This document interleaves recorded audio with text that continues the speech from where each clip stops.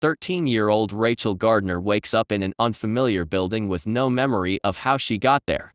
She learns that the only way out is through the elevator, which is controlled by a machine-generated voice that calls her a sacrifice for the inhabitants of the upper floors. Ray heads upwards from B7 to B6, where she encounters an insane man wielding a scythe. She barely escapes death and finds another elevator that takes her to B5. There, she reunites with her counselor, Daniel Dickens, who is obsessed with her blue eyes. When Ray tries to escape, Danny locks her in the room.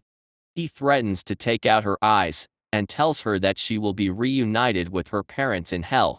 This statement triggers Ray's lost memories, and Danny stops to ask her to stay with him forever. However, Danny is interrupted by the man with the scythe, who cuts him through the gut. The man is about to kill Ray, but she is no longer afraid of death. The intercom designates the man as a new sacrifice for violating a rule by leaving his designated floor and attacking an inhabitant of another. As the man attempts to flee, Ray approaches him and asks him to kill her.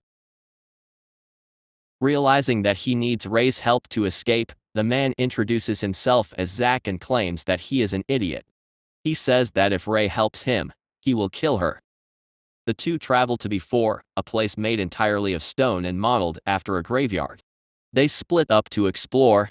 Ray finds a library containing records of every sacrifice in the building as well as a mysterious letter that promises to grant her wish. She also finds out that Zack's real name is Isaac Foster, an infamous serial killer. Meanwhile, Zack destroys gravestones out of boredom and accidentally activates a switch that allows Ray to proceed further into the building. Ray returns and tells Zack that she knows his past. However, she is not afraid of him and reminds him that she wants to die. As they continue on their way, they are confronted by a boy wearing a pumpkin mask. The boy, Edward Mason, reveals himself to be the inhabitant of B4. He is obsessed with Ray and wants to kill her and bury her. Ray hesitates to die because she doesn't want to leave Zack behind. Zack tracks down Ray and Eddie and swears to God that he will help Ray escape. Eddie is furious and turns off the lights, but Ray steals his remote control and turns the lights back on. Zack easily kills Eddie and buries him in the grave that was meant for Ray. The two proceed to B3, which is a prison-like environment. Ray and Zack find themselves in B3, which is controlled by Kathy Ward, a sadistic prison warden. Kathy forces them to go through various obstacles and booby traps as punishment for their crimes. In the first room, Zack accidentally traps himself in an electric chair. Kathy gives Ray a hint on how to rescue him. Ray figures out that the dummies in the room are controlling the chair. Upon destroying the dummies, Zack is freed and the door to the next room is unlocked. They enter the next room and are trapped in a gas chamber slowly filling with poison gas. Kathy explains that they must solve a puzzle to escape and they have one gas mask to share. They have a limited time before Kathy releases an even deadlier poison gas that renders the mask useless. Ray seemingly solves the first stage of the puzzle by balancing a scale, but she begins to succumb to the gas as the time limit runs out. 5. Ray notices an air vent and Zack boosts her up to reach it. She recovers a keycard, but Zack breaks it in his haste to open the door. Just then, the second gas begins to be pumped into the room. Ray deduces that the gas is flammable and creates a spark that triggers an explosion, destroying the door. Despite their escape, the two are weakened by the gas and decide to rest. Zack recalls a dream from his childhood when he lived under abusive caretakers. This agitates him, and when they proceed to the next room, he is forced to relive his childhood through a dollhouse puzzle. The next obstacle is two syringes, one harmless and the other containing a dangerous hallucinatory drug. Zack injects both into himself to spare Ray, and his past returns to haunt him. He becomes more aggressive and threatens to kill Ray. However, her reminder of the oath they made forces him to calm down and reaffirm it. In a flashback, Zack is revealed to have murdered his abusive caretakers after being inspired by a horror slasher movie.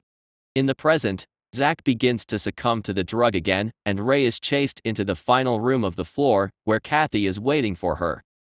Kathy gives Ray a gun and suggests that she kill Zack with it. Zack encourages Ray to do it, but she refuses. She tells him that it is their choice to kill, or be killed.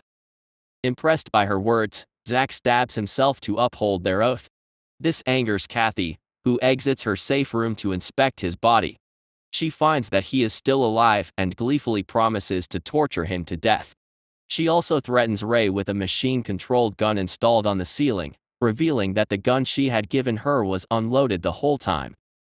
However, Ray calmly takes out another fully loaded gun hidden in her bag and shoots Kathy in the stomach. This momentary distraction weakens Kathy and lets Zack regain consciousness. He is able to deal the finishing blow to Kathy. Ray and Zack proceed to the elevator, where Ray reveals that she was in counseling after witnessing a murder. Zack collapses from his wounds and Ray rushes him to the hospital. Ray and Zack head to the elevator, but Zack collapses from his wounds and starts bleeding to death. Ray continues on alone in search of help. She meets a priest named Abraham Gray on a floor modeled after a church complex. Gray agrees to lead her to Danny's floor, which has medical supplies, but only if she first undergoes a test of character. Ray promises Zack to get a knife from his floor as well. Gray leads Ray back to Kathy's floor. He tells her to restore power to the elevator before they can go any further. Ray smells a strange, sweet gas coming from Gray. She continues on through the jail cells, where she is attacked by Kathy's zombie-like prisoners. Ray flees to the control room and activates Kathy's fire armament and booby traps to kill the prisoners. Ray was shocked to find Kathy's body missing. She was then taunted by a hallucination of Kathy, who praised her for being a sinner because of her cold heart.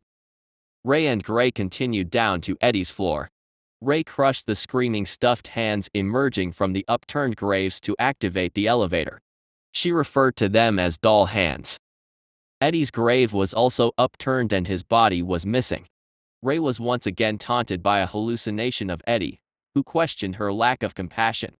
Gray expressed discomfort at Ray's actions as he observed her on each floor. They finally reached Danny's floor, but Ray discovered in a panic that all the medicine and Danny's body were missing. She had no choice but to follow Gray back to Zack's floor. Meanwhile, back on V2, Zack had a continued dream of his childhood. In the dream, he murdered another passing woman after his caretakers. He was then taken in by a kind old blind man. Zack tried to sate his urge to kill by murdering a random man in hopes that the blind man would fear him. However, the man merely left to buy more food, and Zack soon discovered that the blind man had been murdered by a pair of gleeful muggers. Realizing that destroying people's happiness was satisfying for him, Zack killed the pair and declared that he was a monster.